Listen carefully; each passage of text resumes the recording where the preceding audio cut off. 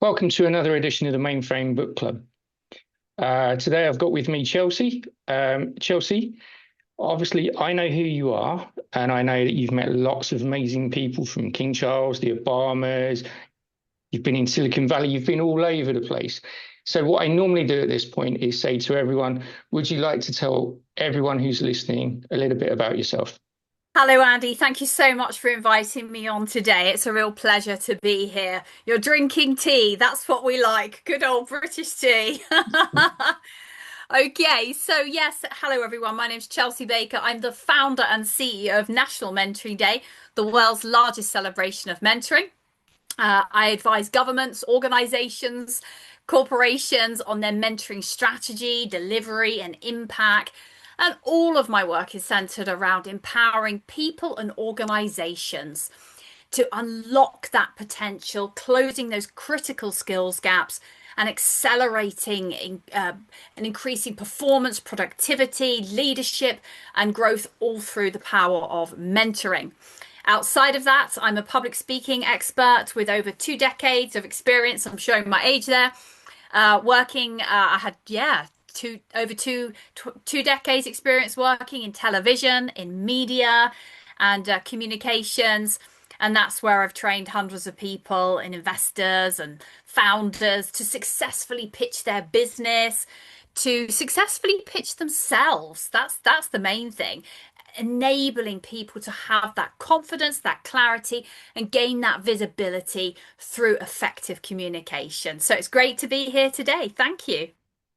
Well, you've touched on, I guess, my first question really.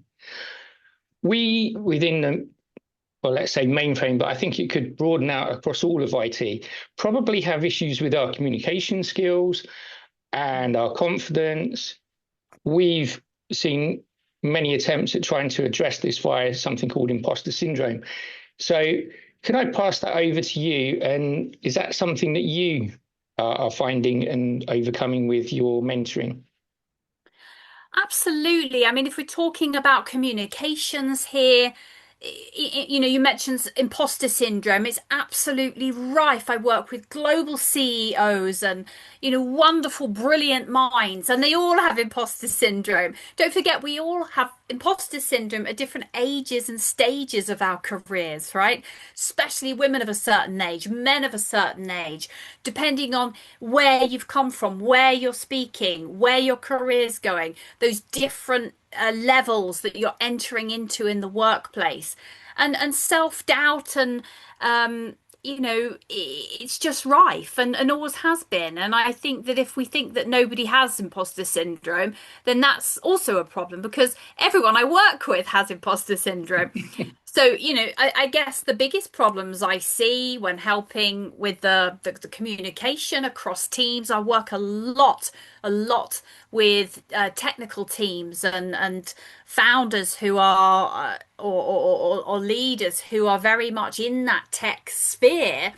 But of course, that then can often lead to them being an introvert and not wanting to effectively communicate their message. And I guess that also with successful people, they've maybe been in their career such a long time that they downplay their wonderful achievements, rattle it off like, yeah, I've done this. They don't know how to actually position themselves for success. So, lack of confidence, as we said, brilliant inventors and people and technical wizards out there, but they can't open a conversation, lead a boardroom meeting, or speak in front of their colleagues or their peers. They have that visibility, that fear of visibility, of not speaking up, feeling that people are going to judge them. That's an absolutely huge one as well. And also in Silicon Valley and the tech side of things, overcomplicating communication with the technical jargon, drowning in detail. I see this in major business events and major global events that I'm privileged to attend. You've lost me. You've lost me within 60 seconds. So how do we tell that story? This needs to be learnt, crafted, and created with a professional. So I say that's it. I mean, public speaking is ranked among the top 5 fears in the world. That's along with death. and falling of heights or whatever the other three are. It's serious problem, communication. That's why I love what I do. And, I can help fix all of these challenges. People don't realize that all of these challenges can be fixed. I actually have a 100% success rate. Why? Because I've been there, I've lived it, I've gone through it, I've stepped out onto world stages. I remember Mobile World Congress in Barcelona, thousands of people just looking at me as I'm about to keynote. You can hear my heart pounding, but you just see lights and little tiny pinheads. I've done it. I've successfully delivered. I've had standing ovations. Fantastic. I share that real world experience that actually is mentoring. And I've seen people go from petrified speakers, shaking, to actually go on and win awards for speaking. And that's mentoring. I'm giving too many secrets away here, but you know, the upshot is speaking, effective speaking and communication, it does have to be learnt, and it can become an ogre. It can become a debilitating fear if you don't plow through and learn to like it, learn to love it. I work with a lot of people, they think that they have accent, or people don't like my voice. They have these limiting beliefs. Oh, nobody wants to hear what I have to say. Well, let's make them hear what you have to say. So anyway, I could talk for hours about this, Andy, but it's something that can be overcome, with the right person. Well, I think my next question becomes quite obvious at this point, which is I can see you're very passionate about mentoring. So how did you come to launch National Mentoring Day? Oh, that's a great question. Let me think, because it was a long time ago. So I was presenting a show, an actual real show. And that was similar to Shark Tank, where I'm training people to go and pitch to investors. I came off stage, I saw a sign and it said, "Could you be a mentor?" I'm like, absolutely, yes. I have over 2 decades of experience as a senior executive in television, PR, and I became a business mentor.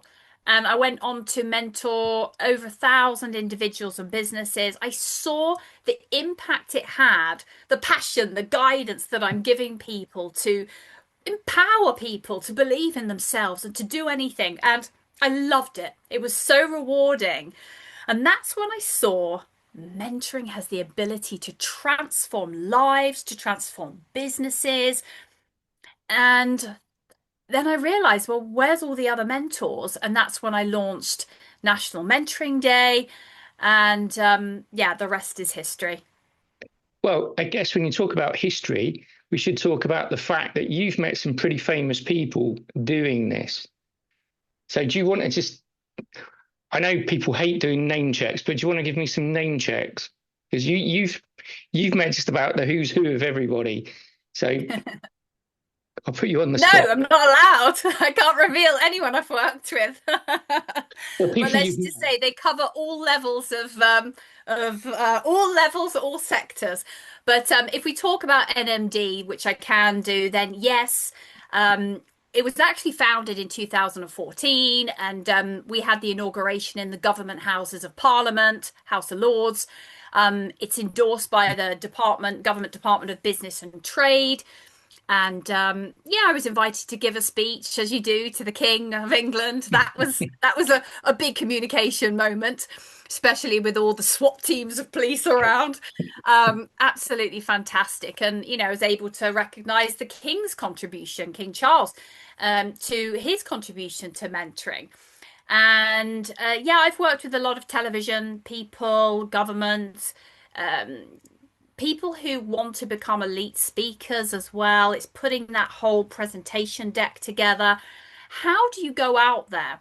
But also a lot of people who perhaps get to the top of their game and then they might be a CEO. They've had a PowerPoint deck or had a keynote talk for some time, but does this really fit with where you are now and who are you now? Then there needs to be a transformation. They may have reached a certain age, a certain level. Does this feel your keynote feel old and stale? I like to make people new. Like this is you, Andy 2.0 or 5.0 or wherever we're at now. And it's just wonderful. It's very rewarding to see the catalyst of change of how people think they are, what they think they should do, but how what they actually want to do, because you have to have passion. Passion is how you grow. I've grown a worldwide movement of mentoring just because I'm passionate about speaking about mentoring.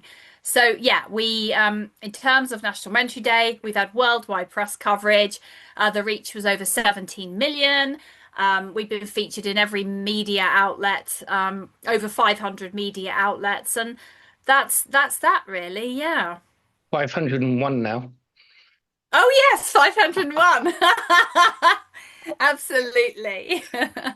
Um, well, you're very similar to myself. I like speaking to new people and bringing new voices in for people to learn from. And I think something that would be interesting for me, you say National Mentoring Day, but it's really National Mentoring 365 days. Yes, I'm so happy you realised that. Absolutely.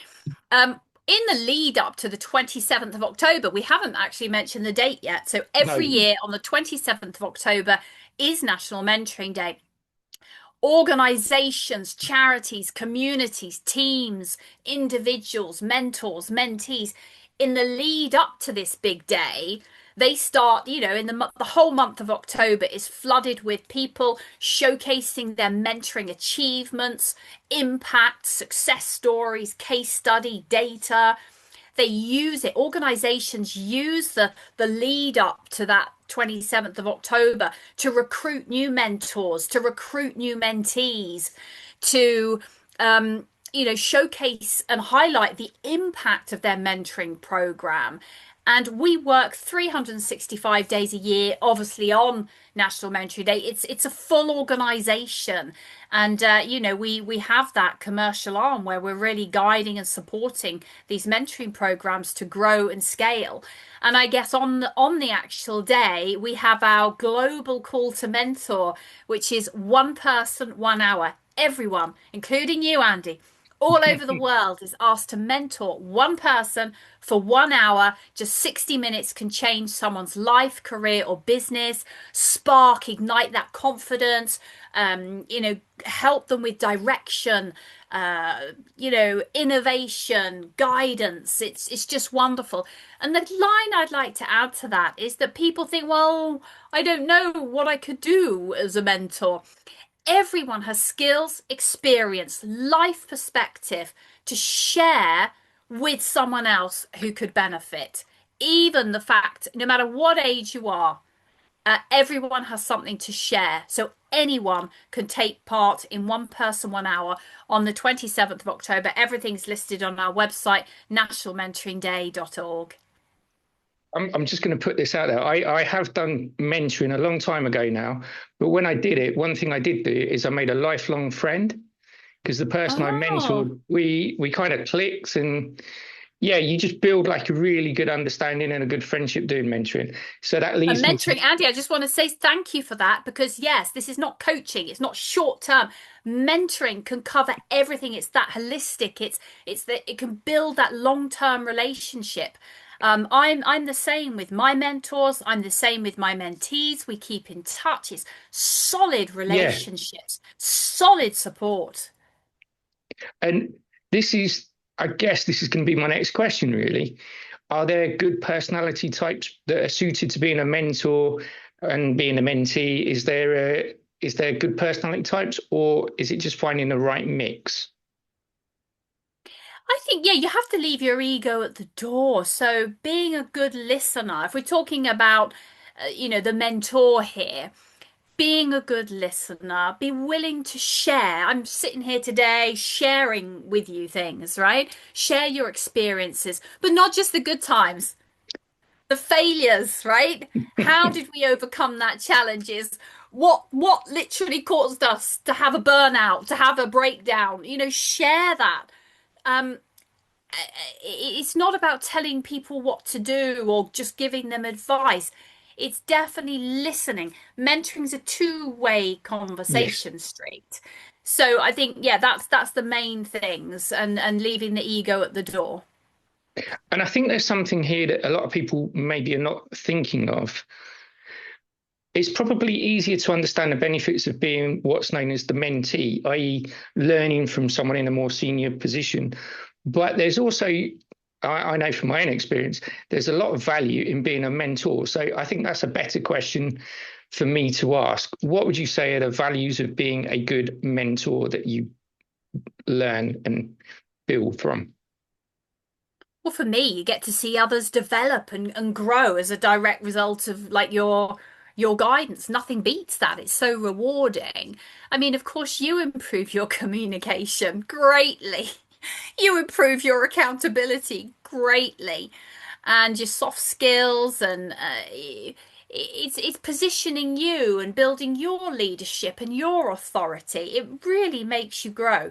I don't know. There's not one person that's come back to me and said I didn't get a lot from that. Everybody I know who's mentored said that they learnt so much. Let's talk about mentoring younger generation. Okay, the wisdom I come away with is like, oh wow, I didn't know that. You learn everything that they're going through, what they're being taught. Like, when were you last at college or university? You're finding out what's in, what's how they're resolving it, what they're being taught. This is gold. So yeah, please see it as very, very rewarding. And again, it's reinforcing your learning. It actually challenges you. Do you know what? I'm going to put something out there because it's the summer holidays and a lot of us are with the kids. I'm going to give one quick reference to my daughter. My daughter, when she started school, and she's always been the same, always wanted to help others. And when you talk about reinforced learning as a mentor, she was helping others with maths, with English, Yep. with science. And as a result, as she's gone through school, she's almost like a year and a half to 2 years ahead of where she should be on the curriculum. And I think a lot Ah. of that has come from she's reinforced her understanding that when people sort of need help, she just wants to help. But that kind of is if you can learn those behaviors and encourage it in your children, it's something that everyone can benefit from. I love that story. I love that story. Thank you for sharing that. That is so true. By teaching others and guiding others, you reinforce what you know or what you didn't know, and it forces you to go back and look at something or It, research it, something. it really Yeah, does. And yeah, it's really bad because she's now telling me things in English that I don't know. So yeah, I've learned a lot from her as well, unfortunately. there you Um, go. I guess that comes to the next question when she's telling me, why should someone be a mentee? What's the benefits of being the mentee in this relationship? I think these are more obvious, but there's Yeah. probably some hidden benefits as well. Well, let's just because we're talking about the tech community here as well, right? It reduces isolation. There's so many people they think they're working in isolation. It addresses loneliness. I'm just going to say that number one. Yeah, Okay, mental health and well-being is people are suffering out there, even at the top. Right? They're suffering. yeah. They don't have anybody to share the truth with. Mentoring is that safe space. So why should anyone become a mentee? Reducing isolation, gaining insights you've learned from your daughter, gaining real world insights. Let's talk about enterprise mentoring Hmm. programs, seeing department to department what actually goes on. How is what I'm doing day to day impacting the wider organization? How am I directly contributing to the organizational goals or mission? It gives you access to different networks, it accelerates your learning, but number one is accountability. I need someone to keep me on track. You have that dedicated time for you each month, once every couple of weeks, whatever you choose. And that's your time to reflect. Where are you? Where am I going? How do I get there? Helping a mentor is helping you to have that clearer direction, that different perspective, but also come up with a few things that, more have you thought about that? Things to look out for. And he or she is a sounding board to test ideas with. So There's a million other benefits of being a mentee. I could be here all day, but that's the quick answer. Okay, we've covered mentors, we've covered mentees, but you touched on something that I think is an interesting, let's say, a challenge for everyone. And what we see now is we've got outsourcing, hybrid roles, remote working. We've seen already that 72% of software developers are likely to burn out. AI could increase this burnout. So I guess my question is, how do you feel mentoring could help with all of these challenges? And that's a big question, I guess. Oh, it can help with all of them. Oh, Driving performance, increasing productivity, retention, just every aspect of it. Employee engagement, attrition. It's endless in terms of where. I mean, I was also going to add in there about employee happiness. You know, if people aren't feeling valued in an organization, they leave. what I Younger say, perhaps workers are generations, more they productive. yeah, exactly. People who are meant, the statistics are out there. People who are mentored go on to leadership positions. They increase their salaries. They increase their career progression. Mentoring creates a sense of belonging, which is what we Hmm. try to do in an organization, right? So, loyalty. You invest in the employee through a mentoring scheme, a mentoring program, then they feel they're being valued and invested in, which helps with closing critical skills gaps, skills development, learning, leadership, innovation, growth. The list goes on and on. But sense of belonging and happiness and well-being at work is all supported by mentoring. Well, I've made a note here because this is my next question is going to be building on that. And with remote working, hybrid teams, fractional working, we've got a whole range of different work practices Oh that we're yeah, now yeah, seeing. yeah, And I guess the question would be, when you don't have mentoring or you have a mentoring program that's not fully considered and thought out when you expand it, it may work as a trial, maybe in a yeah. Or a local, pilot. yeah. And then when you try and scale it across, it doesn't work. So what I'm thinking is, and we've touched on this, what's the value that you're losing by not leveraging mentoring? What's the value to an organization? I know it's hard to sometimes quantify this, but what would you say the value to an organization? It feels that you're losing a lot of value. Oh, the value is huge that they're losing. I'm going to read you one statistic. Businesses are Hmm. spending more than ever before on workplace culture. Okay, I know certain organizations what they spend on team building exercises, right? Yet productivity is at an all-time low. There's one particular report that I know, Future Market Insight. They reported over 63 billion, and this was a few years ago, right? So that's going to be higher now, is spent every year to create higher performance workplaces. And businesses, they're spending all that money, yet Hmm. businesses are still losing over 8 trillion a year in lost productivity. Now, even if we start to then think, okay, lost productivity, let's look at that. Global employee engagement, right? It is 20%. That's global. The UK is only at 10% engagement. This is a Gallup report here. Hmm. Disengagement is costing the global economy around 10 trillion in lost productivity, Wow. higher turnover rates. But let's talk about absenteeism and lower workplace morale. Okay. I could go on and on about statistics in various presentations that I've got to show you in an 8 hour day how much the employee is actually engaged. This is serious. Organizations need to implement the mentoring programs to drive and build those bridges, close those critical skills gap, work on the performance, work on the productivity. And that's when mentoring comes in as the glue to all of this.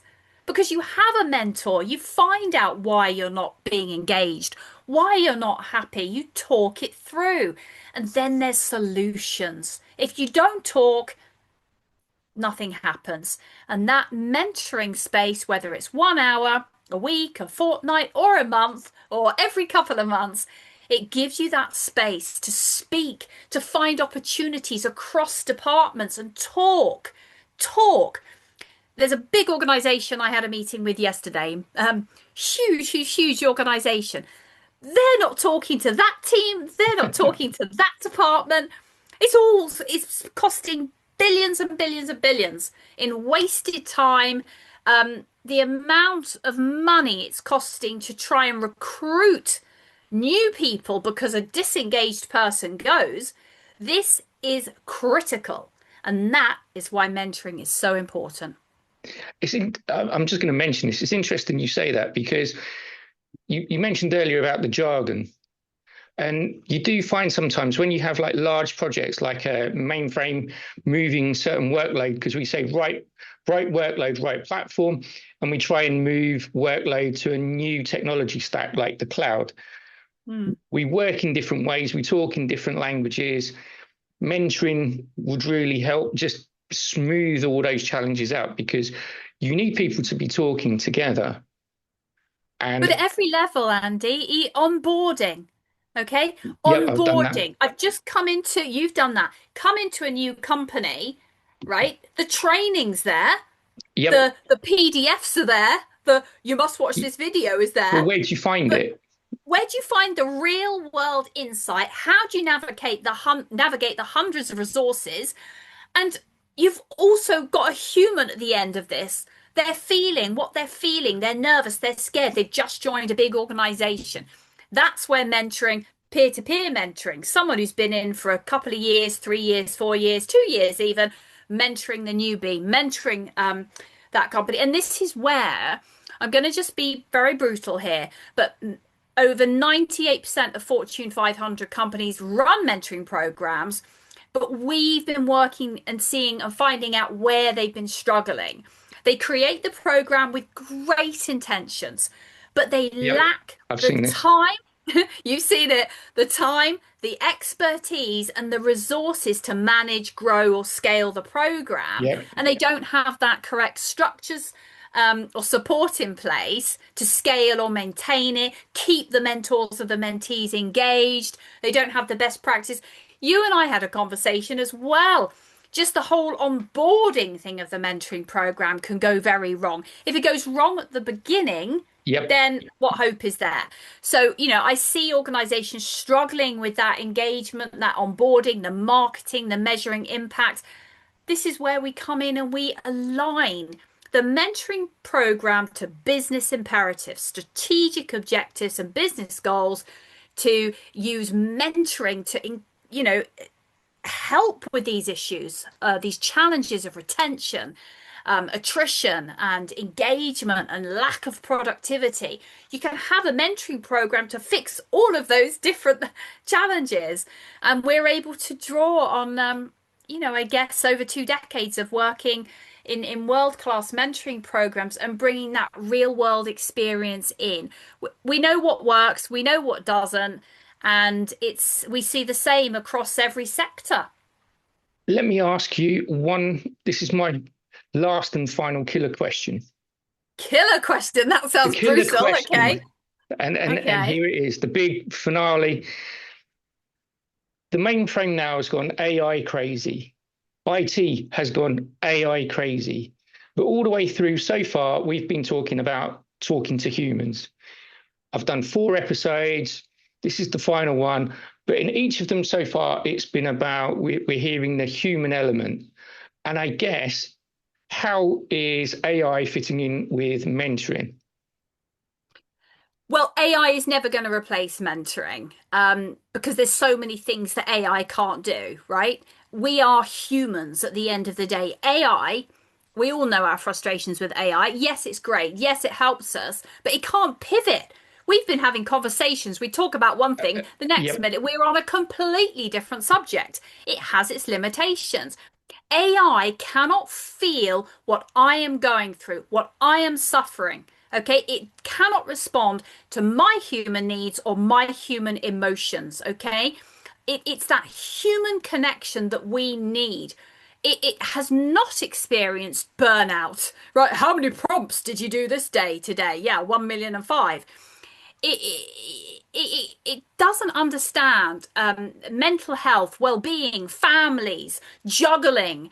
It can give you some answers, right? But these depression, suicide rates, burnout, these are at an all-time high. Hmm. This is where human connection comes in. When you have a mentoring relationship, we check in. We started today. How are you, Andy? Yep. Right? We share the truth, right? Yeah. You check in on each other, mentor, mentee, and AI cannot draw comparisons, right? It doesn't have that emotional intelligence or experience to share real world lived in experience or insights to tell you the stories Yeah. or how you got over that. It's just going to give you the facts. And of course, I don't feel safe with the AI.